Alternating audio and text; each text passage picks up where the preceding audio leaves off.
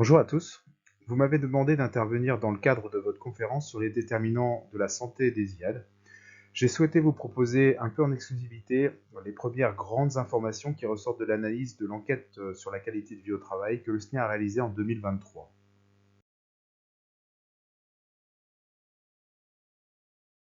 Juste quelques petites précisions sur de quoi on parle. Les déterminants de la santé et la qualité de vie au travail renvoient à de multiples dimensions. On peut notamment évoquer le contenu du travail et de son organisation, les possibilités de réalisation et de développement, les relations au travail, l'utilité du travail et l'environnement physique.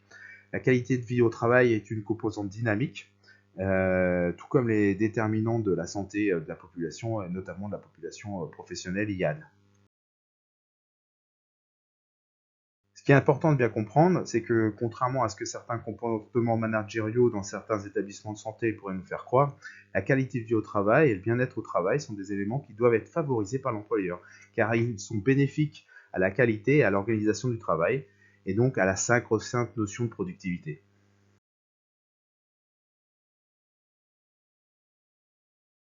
Alors maintenant que nous avons pris conscience de l'importance de la santé et de la qualité de vie au travail, comment fait-on pour la favoriser? Je vous place ici quelques pistes. Améliorer la qualité de vie au travail, ça passe par donner du sens au travail, évidemment, développer un climat social constructif, adapter le contenu du travail aux besoins individuels et collectifs, intégrer la santé au travail dans les démarches préventives, avec une démarche préventive, développer les compétences et favoriser l'évolution des professionnels, favoriser l'égalité au travail et l'équilibre entre le temps de travail et les temps de vie et, euh, et les temps de pause, de vie, etc. Ensuite, comment pouvons-nous évaluer cette qualité de vie au travail, que ce soit dans le cadre d'une auto-évaluation ou d'une hétéro-évaluation? Euh, on peut reprendre un petit peu les principales dimensions du bien-être au travail, donc reprendre le contenu du travail et son organisation, évaluer ça, évaluer aussi les possibilités de réalisation et de développement et les relations au travail, réfléchir autour de l'utilité du travail et également l'environnement physique. Euh, Comme on le voit dans le petit schéma, j'ai décidé d'être heureux, c'est bon pour la santé, c'est un petit peu ça. Quand on est heureux au travail, et bien la santé au travail, évidemment, s'en ressent. Alors pourquoi une enquête du SNIA? Alors la première raison est de permettre une photographie à l'instant T au niveau de la qualité de vie au travail de notre profession et de comparer à des temps antérieurs. Ensuite, pour un syndicat professionnel, il est important d'avoir des éléments statistiques, factuels, des éléments probants qui nous permettent de prouver et d'étayer nos axes revendicatifs. Pardon. Euh, Évidemment, à partir de ce moment-là, si nous avons des données chiffrées, nous pouvons ensuite aller vers les pouvoirs publics notamment et défendre la profession, notamment sur cette qualité de vie au travail. Alors, pourquoi cette enquête qualité de vie au travail en 2023? La précédente enquête date de plus de 10 ans. Depuis, beaucoup de choses ont évolué en 10 ans, hein. Des réformes hospitalières, l'inflation, la réingénierie de notre profession. Euh, il fallait vraiment faire le bilan de tout ça, avec des questions assez précises. Qu'est-ce qu'une bonne qualité de vie au travail pour des IAD en 2023? Quels sont les axes primordiaux qui font que les IAD se sentent bien dans leur travail? Ça, c'était également quelque chose d'important. Et aussi, quel est le niveau de la qualité de vie au travail de notre profession en 2023.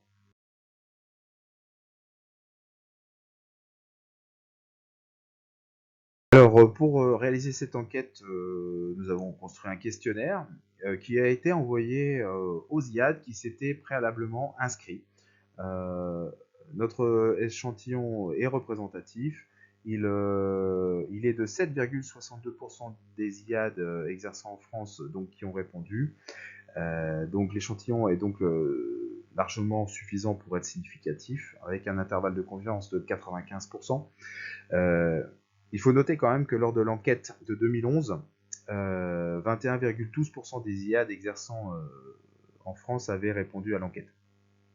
Nous pensons que cette baisse est liée notamment à l'application des règles de la RGPD, c'est-à-dire le Règlement général sur la protection des données, qui limite un petit peu nos possibilités d'avoir accès à une base de données, notamment les boîtes mail de l'ensemble des IAD de France. Autre chose, la pyramide des âges des répondants du panel est superposable à celle de l'adresse, qui est l'organisme expert des statistiques publiques en santé et du social. Donc, nous sommes dans la base de la représentation est totalement correcte. Donc je vous ai placé également le petit graphique à côté avec les différentes notions, avec les 815 inscrits, les questionnaires envoyés, le nombre de répondants et au final 895 réponses exploitables. Donc pour faire un apport à peu près organisé et vous apporter un certain nombre d'informations sur cette enquête et ce que révèle cette enquête 2023 de la qualité de vie au travail des IAD, je vous propose de reprendre les dimensions qu'on a évoquées tout à l'heure de la qualité de vie au travail, c'est-à-dire le contenu du travail et son organisation, l'utilité du travail, l'environnement physique, les possibilités de réalisation et de développement, et les éléments pouvant améliorer le bien-être au travail.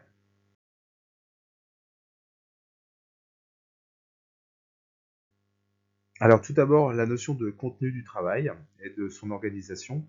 La notion du contenu du travail reprend la notion d'autonomie, d'adéquation entre les objectifs et les ressources qu'on nous donne, la variabilité des tâches accomplies et également la charge de travail.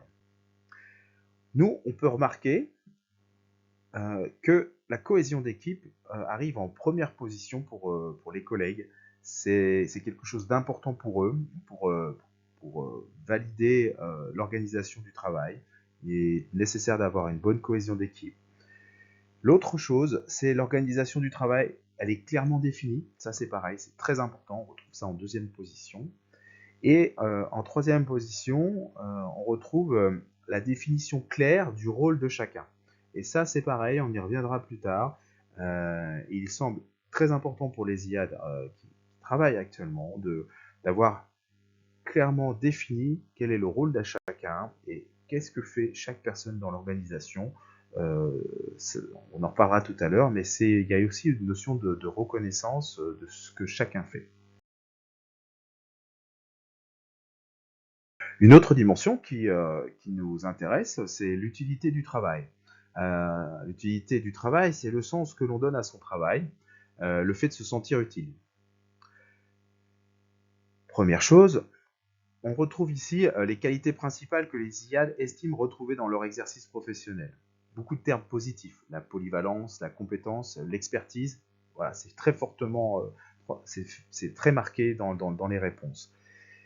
Mais aussi arrivent ensuite des termes qui sont beaucoup plus négatifs, avec ces sentiments d'être un pion, la sensation de fatigue morale, hein, 84%. Donc ça, c'est vraiment sur l'utilité et le sens qu'on donne au travail. Ça commence à poser quelques questions. Et puis, des notions de stress, de pression hiérarchique qu'on voit aussi arriver. Les incertitudes. Alors les incertitudes, c'est beaucoup de choses. Hein. C'est tant sur le travail, sur l'évolution du travail, sur qu'est-ce que je serai dans quelques années, et également un gros point sur la difficulté de reconnaissance du travail. Donc voilà, une situation quand même un peu dégradée sur l'impression d'utilité du travail pour les IAD.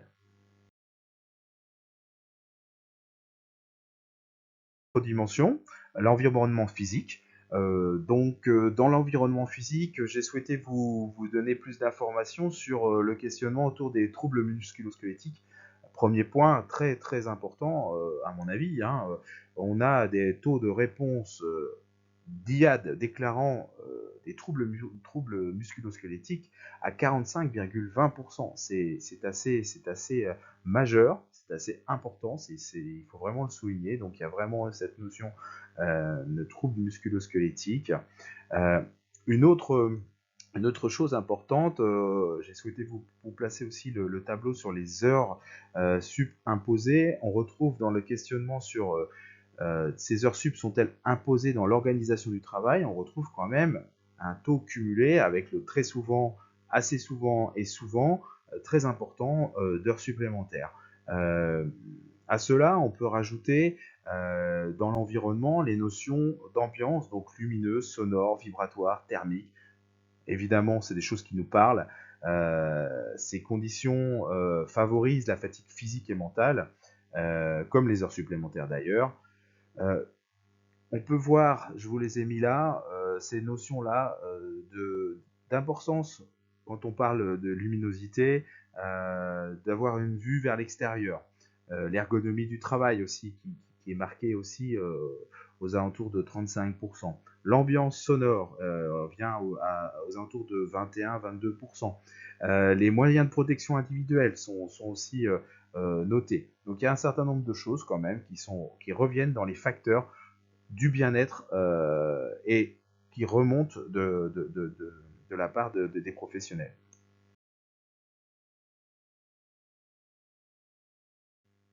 Autre dimension que nous avons cherché à explorer, c'est la possibilité de réalisation et de développement.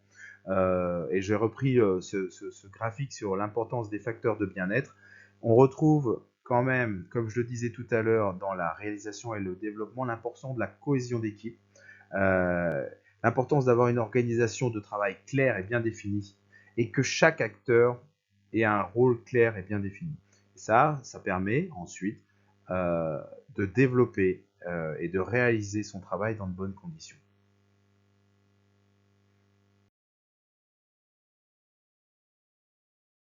Autre dimension que nous avons souhaité sonder chez nos collègues infirmières et infirmiers anesthésistes, c'est les éléments pouvant améliorer le bien-être au travail. C'est une dimension importante de savoir quels sont les endroits à travailler pour pouvoir faire en sorte que nos collègues se trouvent mieux dans leur travail. La première réponse reste la reconnaissance financière, associée assez rapidement à la reconnaissance académique. Personnellement, je fais le lien avec ces deux préoccupations, c'est celle du statut. Qui regroupe un petit peu ces préoccupations financières et de reconnaissance académique, et aussi, je rajouterai, de responsabilité. Donc la nécessité, clairement, de faire reconnaître un statut adapté à la profession. On retrouve un petit peu ces préoccupations qui permettraient quand même pour les IAD d'accepter et d'avoir une meilleure reconnaissance, et ça leur permettrait de se sentir mieux au travail. Moi, je l'interprète comme ça. Arrive ensuite plus de bienveillance sur le lieu de travail, c'est quand même très important, à 55,8%. Ça veut dire qu'il y a encore du travail à faire de ce côté-là. Ensuite, les meilleures gestions de l'organisation du temps de travail. On retrouve là les soucis liés à l'organisation du temps de travail et l'organisation du travail, les problèmes de communication avec la hiérarchie, les formations aussi qui semblent parfois être difficiles à obtenir. Et puis ensuite arrive la solidarité avec les collègues, la communication, etc. Autre dimension que nous avons souhaité explorer, c'est le ressenti au travail. Et donc pour le ressenti au travail, nous avons souhaité nous orienter vers du déclaratif avec la proposition auprès de nos collègues de questions ouvertes concernant ce ressenti au travail. Et là aussi, c'est assez parlant. On peut constater deux choses différentes. Un côté plutôt positif avec la notion de compétence, de réalisation de soi, d'utilité, d'entraide, de convivialité parfois, et en même temps une notion plutôt péjorative de stress, de tension, de pression, de notion de rentabilité, de pression hiérarchique, d'incertitude, qui font voilà, qu'on sent une profession plutôt ambivalente dans ce ressenti au travail. D'un côté, cette sensation d'être utile auprès du patient, et en même temps d'être un peu broyé par une machine institutionnelle qui ne comprend plus les soignants. Autre axe d'analyse et d'évaluation du ressenti au travail, nous avons souhaité interroger nos collègues sur la notion de reconversion professionnelle, et on leur a demandé s'ils songeaient ou pas à une reconversion professionnelle. Alors qu'en 2011, la volonté de reconversion professionnelle était assez anecdotique, là nous arrivons clairement à une modification quand même importante de la situation, puisqu'un IAD sur 4 envisage une reconversion professionnelle dans l'avenir, avec une valeur plus importante pour les temps partiels, qui sont encore plus que ceux qui sont à 100%, avec une valeur de P inférieure à 0,01, donc une statistique très significative.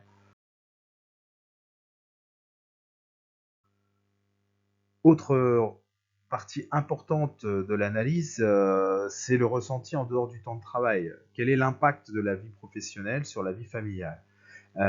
Et là encore, l'information est quand même très importante, puisque 44,6% trouvent que c'est important, qu'il y a un impact de l'activité professionnelle sur la vie familiale.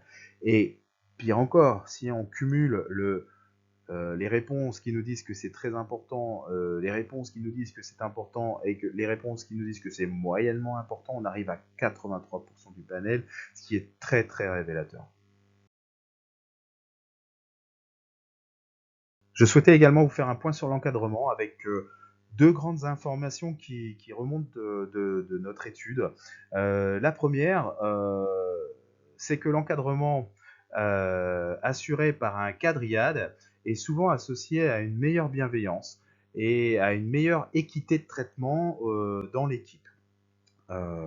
C'est quelque chose qui remonte assez clairement quand les IAD sont encadrés par un IAD cadre. La qualité de vie au travail s'en ressent.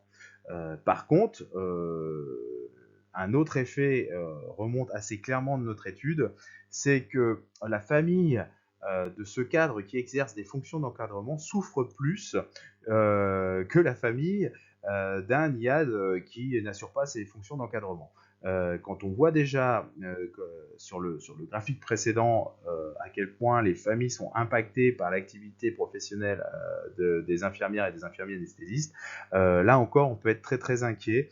Je pense qu'on peut clairement élargir aux fonctions d'encadrement en général. La fonction d'encadrement est largement impactée dans sa qualité de vie au travail depuis plusieurs années, et les IAD qui assurent ces encadrements sont eux aussi extrêmement impactés dans leur vie professionnelle, mais également personnelle, ce qui est très très inquiétant.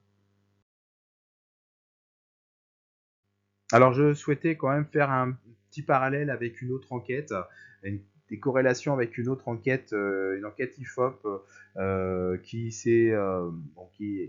a été effectuée au mois de mars 2023 auprès d'un panel d'infirmières de 4183 infirmières en activité. Donc une enquête qui a quand même été commandée par le collectif Charlotte-K. Il est toujours intéressant de s'intéresser aux commanditaires des études. Ça nous permet quand même parfois d'avoir des informations sur l'orientation qu'a pu avoir le commanditaire auprès de l'enquêteur. Il faut savoir quand même que Charlotte K est un collectif qui accompagne les infirmières dans leur évolution professionnelle, mais aussi et surtout dans leur reconversion professionnelle. Donc voilà, il faut toujours rester assez vigilant sur les résultats d'une enquête comme celle-ci, mais je pense que un certain nombre d'informations, même si peut-être elles sont un peu majorées, donnent une vision globale de la situation, du ressenti des infirmières généralistes entre guillemets dans leurs conditions de travail. Et là aussi, les chiffres sont assez hallucinants.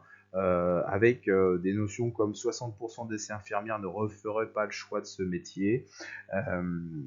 16% seulement des infirmières considèrent leur métier comme valorisant. Des statistiques sur la souffrance au travail qui sont elles aussi complètement hallucinantes, avec des notions d'isolement, d'incompréhension, de stress, d'absence de reconnaissance, de fatigue qui sont à des taux totalement énorme, et puis cette notion de 7 infirmières sur 10 qui témoignent de conséquences physiques et psychologiques négatives dues à leurs conditions de travail. Donc voilà, des choses qui sont assez impressionnantes. Donc je souhaitais vous montrer cette étude, enfin quelques résultats de cette étude pour faire un lien aussi avec avec les retours de cette enquête sur la qualité de vie au travail, les IAD, obligatoirement, les infirmiers, les infirmières anesthésistes, les infirmiers anesthésistes, nécessairement, sont impactés par l'aggravation des conditions de travail en général dans le milieu hospitalier et dans la santé, dans le système de santé actuellement. Est-ce qu'on est un peu moins impacté peut-être par rapport à ces infirmières généralistes? Le bloc opératoire, les salles de réveil, les activités de SMUR sont légiférées.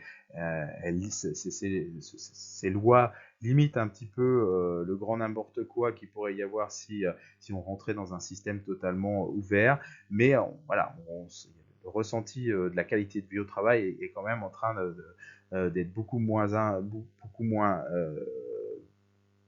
bon qu'il y a encore quelques années.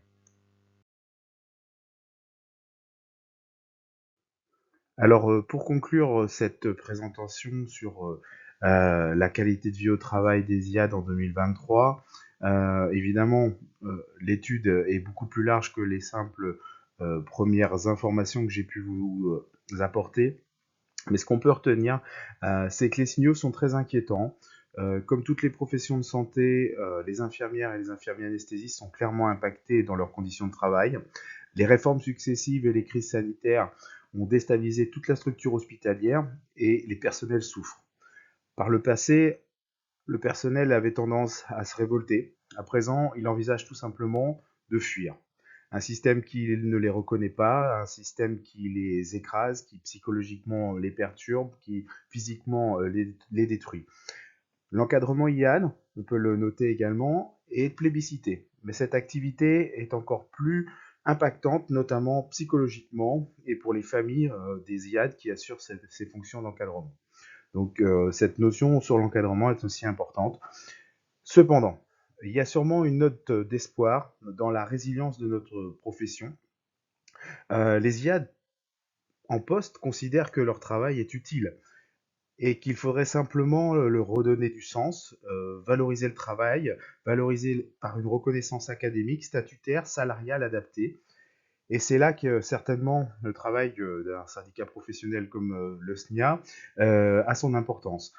Nous continuons à travailler sur cette nécessaire reconnaissance de la pratique des IAD au quotidien, car c'est grâce à cette action sur la reconnaissance des infirmiers anesthésistes qu'on pourra avancer également sur la qualité de vie et la sensation du travail bien fait par la profession IAD. Voilà, comme je l'ai dit tout à l'heure, il y a encore beaucoup d'informations à aller puiser dans l'étude que nous avons faite sur la qualité de vie au travail des IAD en 2023. Nous aurons certainement l'occasion d'en discuter dans les mois qui viennent. Je vous remercie.